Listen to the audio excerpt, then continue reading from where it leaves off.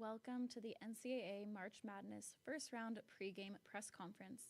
Please take this time to silence your cell phones and remember no flash photography is permitted. We are joined by Michigan guards Layla Felia and Jordan Hobbs. We ask that you please only ask a question when you have the microphone in your hand and state your name and publication with each new set of questions.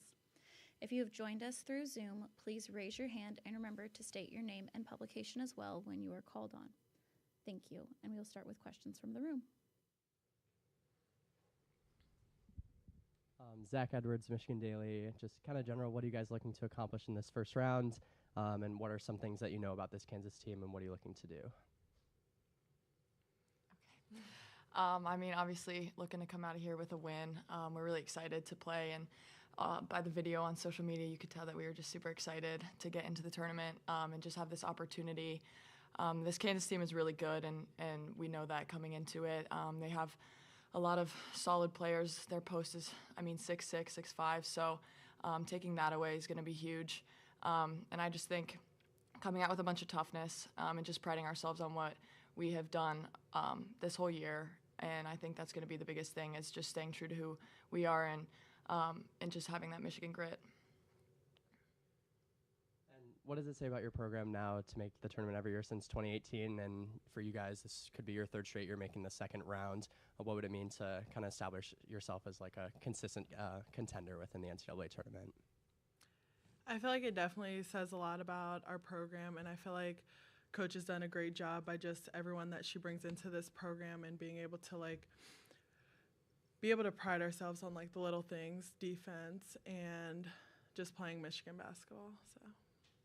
And this Kansas team is also looking to cement themselves, won the WNIT tournament like last year, and kind of similar to Michigan winning it in 2017. What do you see kind of the similarities between the two programs, them trying to establish themselves? Yeah, I think that they're coming in, and they're a very tough team too. So it's just going to be a very physical game from start to finish, and I think it's going to be a fun one. But, they have a great program, and I just think it's going to be an exciting game. And Layla, you seem to have something click in the Big Ten tournament. You kind of went off there, and this year has been definitely a strong year for you. Have there been some things you've adjusted not only throughout this year, but between years, and what have you seen kind of come alive within the last couple of games?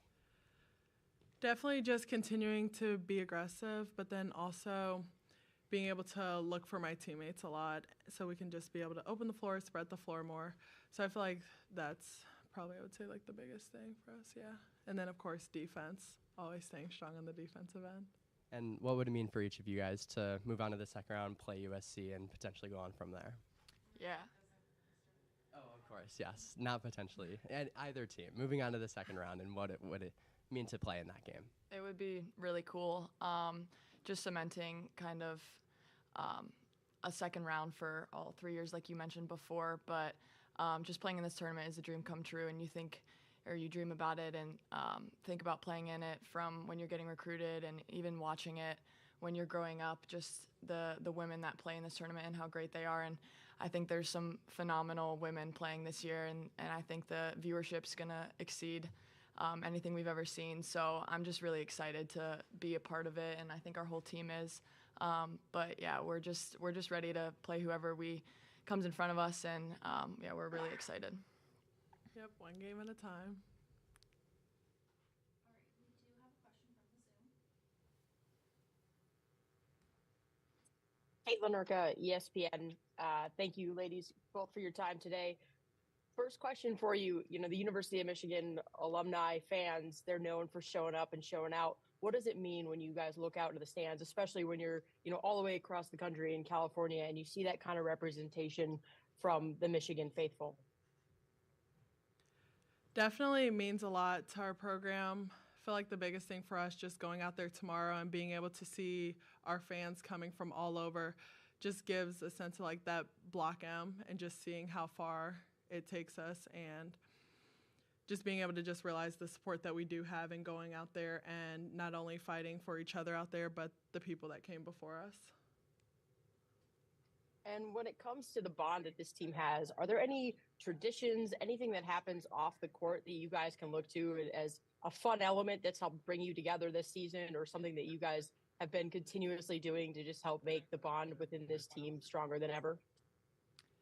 I don't think there's anything like very specific that we can point to, but our team does have just a great chemistry, and I just think that we spend so much time with each other off the court that we just know each other in and out, and we just love being around each other. We love working so hard. I guess I will say on game days we do these like little skits that kind of help us get in the right mood and just put a little fun into it.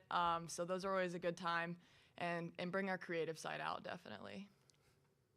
So can you elaborate more on these skits? Like, do they happen in the locker room? Do they happen at the hotel? Like, where does this happen, and what's involved in these? It's right before our shoot around. I don't even know how to describe them really. It's just like we'll put together like a skit that points out like maybe the keys of the game and what we need to do to come out with the win, and like we'll just come up with some crazy stuff. One time we referenced The Bachelor, and like I played the Bachelor, but the people in front of me, like the contestants, were like keys to the game. So I would be like, what are you bringing to the table? And if they gave me a good thing like rebounding, I would give them a rose. And that was an example. That is phenomenal. Do you know what the skit for tomorrow will be? Any clues? We will be figuring that out tonight, but it's going to be a good one. We have to bring our A game tomorrow. We have to. That's awesome. Thank you so much. Any more questions? All right. Thank you so much. Thank you. So amazing.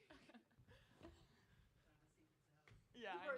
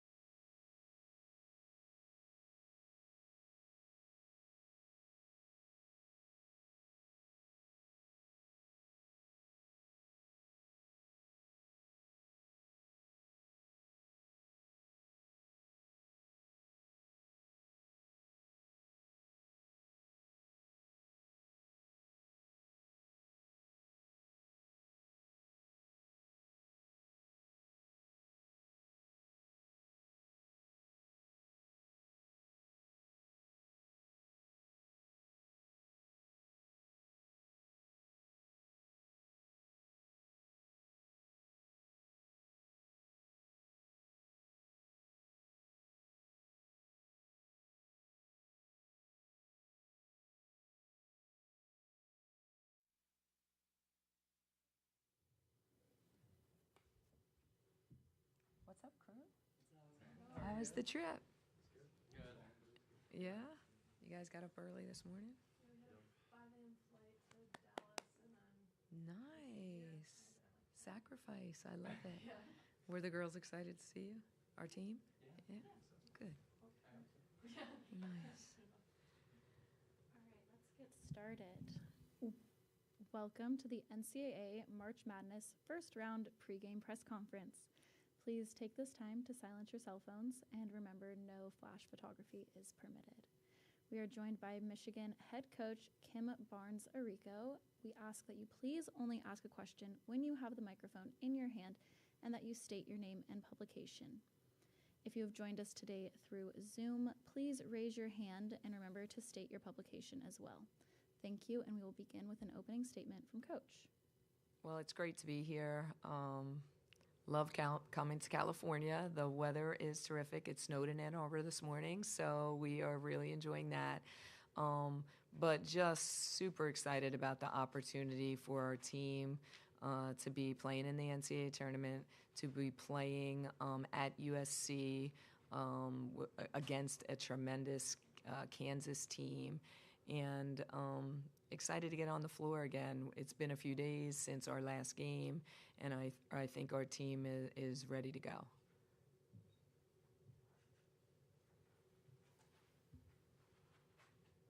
Zach Edwards, the Michigan Daily. This Kansas team is kind of a lot like you guys were 5 years ago, winning the WNIT and kind of looking to establish themselves in the NCAA tournament. What kind of similarities do you see between the two programs, and what are you looking forward to most in this matchup? Yeah, they're a great team, and a lot of people have made that comparison. But I believe the year before last year, they were an NCAA tournament team. So they are an experienced team. I mean, they have, I think, 3 fifth-year players and 2 seniors, along with a star freshman. So just experienced, have been there, won the WNIT, now have a chance to be back in the NCAA tournament with that experience. And I think there's, no substitute for that. They have 2 first-team all-conference players, 1 post and 1 guard. That's always a great combination. But the pieces around them, they're extremely, extremely balanced. I think when people watch our team, they probably feel similar. Layla Filia had a great Big Ten tournament for us and is an incredible player for us, but we have a balanced attack around her as well. And you've kind of mentioned all year that this team has been a work in progress, and now that you finally made the NCAA tournament, how do you feel this season is kind of shaped up, and what have you learned most about this team? Yeah, just from my perspective, now I've been doing this a long time, you feel like it was my first year not that long ago, but then it goes like that, and you've been here for a long time. But there were a lot of unknowns coming into the year and a lot of inexperience with our program. We had 3 grad transfers. All 3 haven't been to the NCAA tournament, and they wanted an opportunity to come to Michigan to get a chance to go to the tournament. And then we had some incredible returners, a senior in Cameron Williams, Layla Filia, who's obviously had an incredible year, Jordan Hobbs, who really took the next steps in her development, but just an entire program that was in a different position than it had been in years past. So, I say to you guys after every game, we're a work in progress. We're a work in progress. I think the exciting thing for me as a coach is that we continue to improve. And that means, we can compete on every single night, which I think we were able to see in the Big Ten tournament. And I think our players are excited about that opportunity as well. They don't want to be finished. There are a bunch of them, our freshmen and our transfers that have never been here. They were just dying for an opportunity to be in the big dance, what we call it, the big dance. So, just proud, I guess I would say as a coach, just proud that we continued. There were times during the course of the year where, we may have felt like we weren't going to get a bid or we didn't know if we were going to get a bid, and they continued to just fight and persevere, and here we are today. Sam Novotny, the Michigan Daily. Yeah, Coach, you talking about your transfers. Alyssa Brett's parents are in town to watch her for the first time, I believe, since the Bahamas. I guess what would you say is most important for Brett coming into this game with her parents in town in her first March Madness game? Yeah, I mean, Alyssa Brett is a special player for us, and as we prepared for this tournament and I watched, I feel like every one of Kansas's games, I was wondering when they were watching ours if they would be like, man, Alyssa Brett, like I am every time I watch her. I just think she's so special to our program, and people from the outside might not see what she brings. And I remember the first time I had a chance to meet her parents, and they did come to the Bahamas. And in those couple of games in the Bahamas, she was outstanding. We actually beat Middle Tennessee program that upset Louisville today, so that was a tremendous win for our program. And I don't remember exactly what the box score read, but there weren't big numbers for Alyssa. And I said to her mom after the game, I said, do you understand like how much of an impact your daughter had on our team today, even though her numbers on the box score weren't great? And her mother's a basketball coach. Her sisters are professionals in Australia. She goes, uh-huh. So I was like, yes. So that made me feel like, okay, they understand kind of how she's impacting our program. But, from my perspective, whether it's her or Lauren Hansen, both of those guys will be done this year. This is their 5th year. Their families have traveled to be a part of this and to celebrate this opportunity for them to be on this stage. So, I'm going to tell Alyssa, like I always do, just take a deep breath, both of them, and just be confident. They're tremendous basketball players. They've had a great season. Just go out there and be who they are, and, we'll be fine.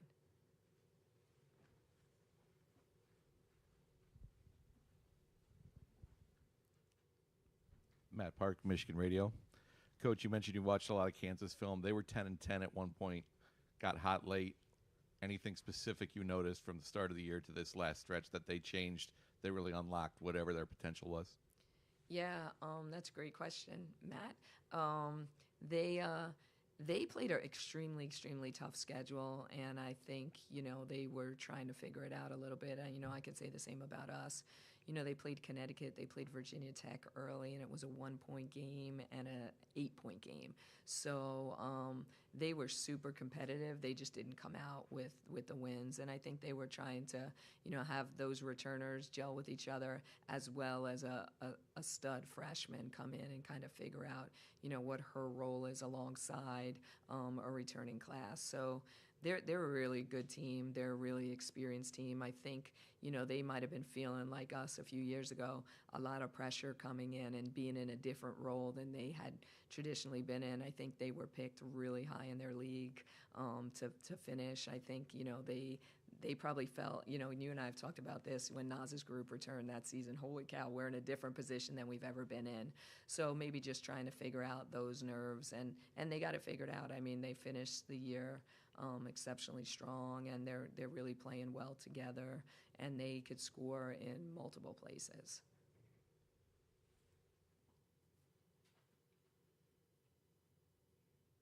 Hi, Coach. Megan Smith from the Michigan Daily. Now that you really established this program as, a competitive March Madness team, how do you think that's kind of changed the recruiting process and the transfer portal, kind of getting those players to come to Michigan? Yeah, that's a great question. The whole landscape of college athletics obviously has changed the last few years with the addition of the transfer portal. But we always talk about at Michigan, we're a little bit different. We don't really go in the portal as much because a number of reasons. One, the University of Michigan is incredibly difficult and challenging from an academic perspective. So you have to be a great fit for Michigan, both from a basketball perspective, but as well as academically. So we're super selective in the portal. But the other piece of that is we, as a program, pride ourselves on player development. I think that's really important. I think our assistant coaches are just tremendous. I mean, we build a plan from the minute, players step on campus, and then it's all about their growth as a person and their growth as a basketball player through their time at Michigan. So, we can go back, and I think of Emily Kaiser most recently, who left and stayed for that 5th year and left as an all-conference player when she didn't play more than 10 minutes a game until her senior season. So I think that's something that's really important to us. So when you talk about our recruiting, we feel very fortunate. We have a recruiting class of 5 that signed with us this year, and they're tremendous from top to bottom. but 2 of them have been recognized as McDonald's All-Americans, and our recruiting class has probably been the highest it's been in program history. So, next to Naz's class, which really left their mark on our program with, going to 2 Sweet 16s and the Elite 8, we really feel strongly that, our returning class alongside this recruiting class that's coming in, we can do incredible things inside our program. All right, we have a question from Zoom. It'll be channeled in through speakers. Okay. Hi, Coach. Caitlin Urka, ESPN here. Just wanted to ask, I know historically Michigan head coaches have been very supportive of each other as their seasons have progressed. I'm curious, have any head coaches reached out to you before this run? And if so, who was it? What have they said? And what kind of advice or maybe anything have you taken away from those conversations? Yeah, they actually, we have a really, really tight-knit group. I said one of the things, and I tell our recruits this as well, but you come to the University of Michigan to be surrounded by excellence, excellence in everything, in the classroom, in the community, on the court, on the field. One of the things that drew me to the University of Michigan was to have an opportunity to work next to and alongside so many incredible, incredible coaches, and really women's coaches. I mean, I love all the men's coaches too, but I have a special place in my heart for all the women's coaches. So, through this run, Coach Harbaugh left. He's with the Chargers, but he did reach out for sure. He was one. I thought maybe he would be at our game tomorrow, but I think there's pro day at Michigan, so he's back on campus. But I'm really close with most of the women's coaches in the athletic department, and we spend a lot of time together. We pick each other's brains. We call each other through bad times when we need to be lifted up, and we call each other through great times. I mean, obviously, our program was led by Carol Hutchins. I would say the entire athletic department, and she was one of the first people I met the day I was hired. I went to her softball academy, and she welcomed me right away. I happened to be neighbors with her, and then we, our relationship just grew from there. She's at most of our games. She's always messaging me after. But I can go on and on, from our tennis coach to our soccer coach to our volleyball coach to our gymnastics coach. The lacrosse coach is amazing. My daughter actually is a senior in high school, and she will play for her next year. And it was between USC, as I'm reading the sign, where my niece coaches the lacrosse team, and Michigan. I love them both, but I'll get to see more games now that will be at Michigan. So I just think the women's coaches are phenomenal. All the coaches are really, really phenomenal. But it's nice to have such a core group of people to share the real struggles of being in this spot, and then the highlights of being in this spot as well. I've also been told that a handful of alumni will be back in the stands tomorrow supporting the team, people like Sierra Thompson and Shannon Smith. What does that mean to have those women return and continue to support the program in the way that they are? Yeah, I'm beaming, because it's going to be the first time in a minute that I've seen some of our former players. California, there's so many Michigan alums in California. I think it's like the second most represented state at the University of Michigan in terms of students. Maybe I'm wrong. I might have made that up, but I think it's probably pretty close. Anyway, we've had a bunch of players come from California, and they're all back here.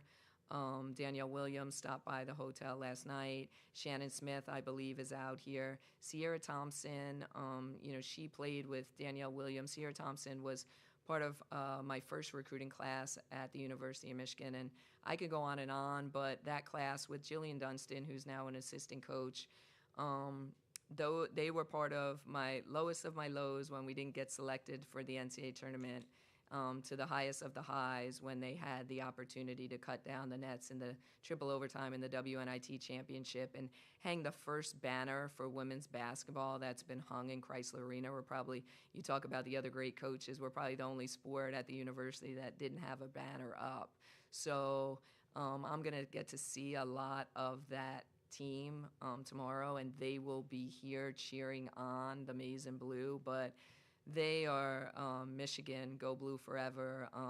We always say the Michigan family, and just what they've meant to me personally, to our program, and kind of like the legacy that they have left behind will really, really be special, a special moment. And I hope, and I've been thinking about this all day as well, I hope they have a chance to talk to our current team, because they probably don't even, they can't even imagine how much I speak about them. And the impact that they have left, and how many times we look up at that banner, just to congratulate them on kind of their legacy and what they left and what they meant to our program. So I hope maybe they have a minute to talk to our team as well, because that will be really cool. And we have time for one last question. Last question. Oh, I have one more, if that's okay, Coach. Just Jordan Hobbs was telling us about the skits that the players do before they go out for warm-ups, and I'm just curious your take on that, what your thought was when you saw it for the first time, and what that is like from your perspective watching their acting skills. Yeah, so I actually gave them that introduction. It's kind of been part of my coaching history for as long as I've been a coach. So that would be something fun to talk to our former players about as well. It's a tradition that has gone on for years and years and years and years, and it's different. I think each team each year takes on its own personality of how they're going to do it, sometimes it's one person. Sometimes the person that does it, I mean, Hallie Wangler, who might be here tomorrow as well, she lives out in Cali. She, her dad went to the Rose Bowl and played football at Michigan, so she had this feeling about Ohio State her whole life growing up. So she led the one with Ohio State, and she just, I think she gave the whole speech.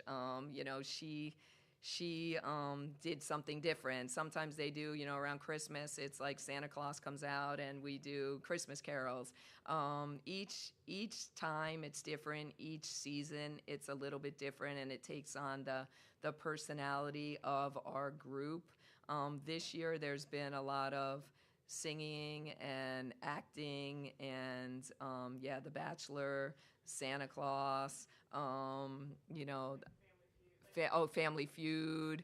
A lot of, it depends on what's going on in the world too. We get a little bit of that. So it's just something, I think it just gets our team to get in game day mode, to get in focus, but then also to sometimes lighten the mood. And just remember, it's a basketball game. We're supposed to be having fun. There's no pressure. It's just, go out there and do the best you can. We've practiced these things each and every single day at a high, intense level. You are ready for this moment, and let's just enjoy it and try to embrace it. So it kind of, it cuts the ice a little bit. It makes it a little bit fun, and you get to see their personalities a little bit differently. Awesome. Thank you so much, Coach. Thank you, guys. That was fun.